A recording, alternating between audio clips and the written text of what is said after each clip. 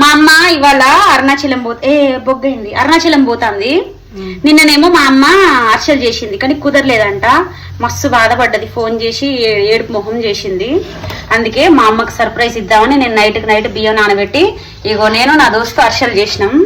ఇప్పుడు మా అమ్మకి సర్ప్రైజ్ ఇస్తా. ఇలా సాయంత్రం పోతాను, ఇప్పుడు మధ్యాహ్నం ఇవి పట్టుకొని పోతా.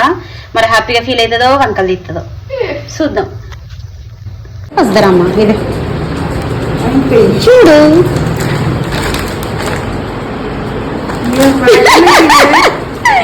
పొద్దున్నేకి ఇది రాత్రి నానబెట్టి పొద్దున్నేకి ఇది ఒక థ్యాంక్ యూ చెప్పుకో. టేస్ట్ కర్ కూసా, టేస్ట్ కర్. మా మమ్మీ మస్తు హ్యాపీ అంటే మస్తు హ్యాపీగా ఫీల్ అయింది. నాకు కూడా భలే అనిపించింది. లడ్డూలు కూడా చేద్దాం అనుకున్నా కానీ అసలు టైం లేదు. పిండి పట్టడానికి మిల్లుకి వెళ్తే అసలు ఒక్క మిల్లు కూడా తీసిలేవు. అందువల్ల అరిసెలు ఒక్కటే చేసిన.